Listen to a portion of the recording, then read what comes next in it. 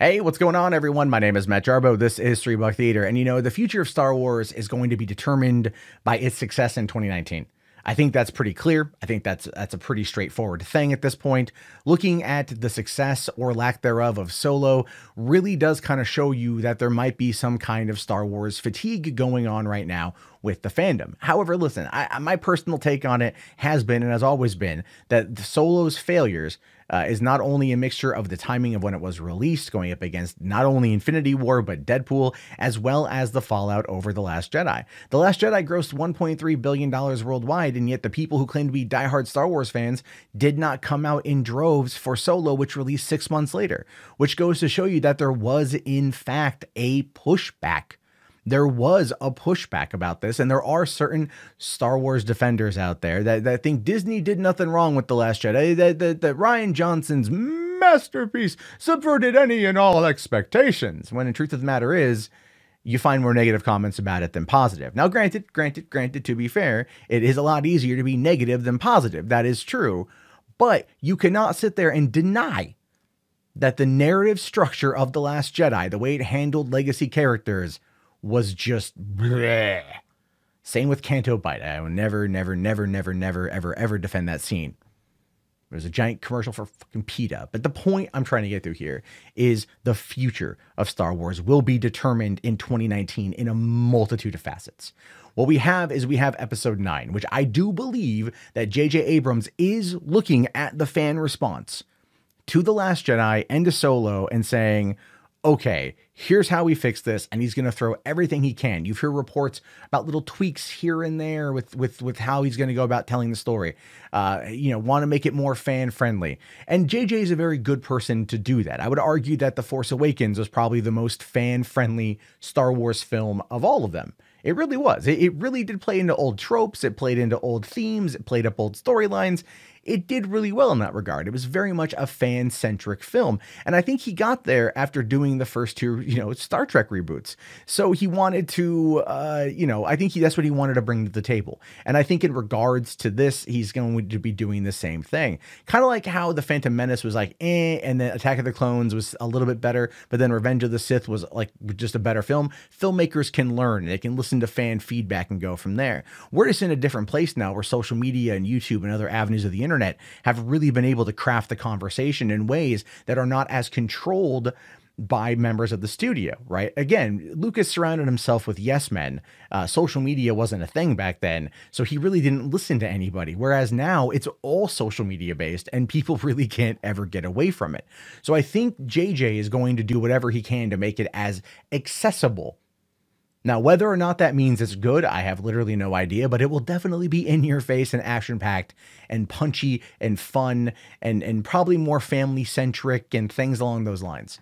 And that's okay. I think that's going to be okay, but the movie has to gross more than The Last Jedi. It has to be received better than The Last Jedi, and it literally has to undo everything The Last Jedi did in regards to its treatment of legacy characters. You will never be able to convince me that Carrie Poppins was a good idea ever. It will never happen. But that's only one aspect of it. The other aspect of it are going to be the television side of things. Disney is getting ready to launch Disney Plus, and with it comes The Mandalorian, which will probably be, if not a launch series, a very close to launch series. We're talking before the end of 2019. They're shooting that right now. It's 10 episodes, rumored $100 million. Was it IG-88 got confirmed yesterday as being in the freaking show? So fans of Empire are already going like, and they're asking for Dengar next. They're asking for Dengar. Hook it up, Jon Favreau. But I think that's going to be, again, a big element of what's going to keep hype going is the Mandalorian show. Probably more so than episode 9, if I'm being fair.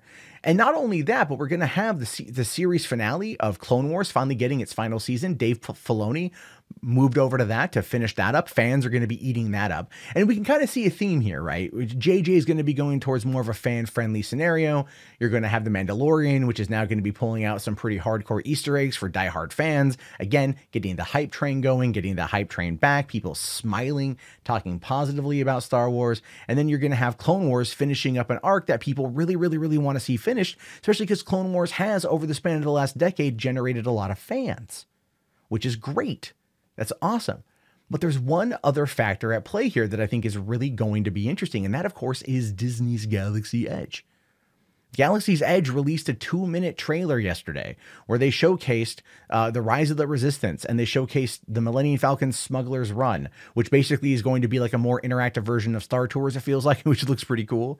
It's a more interactive game, but making this whole world a reality in Anaheim alone is costing Disney $1 billion just to put the theme park there, that world there. They're also doing it in Walt Disney World at the end of in the fall of 2019. So they're dropping, you could estimate $2 to $2.5 billion on this particular project. They need, I mean, you don't invest $1 billion if you're worried about something, right?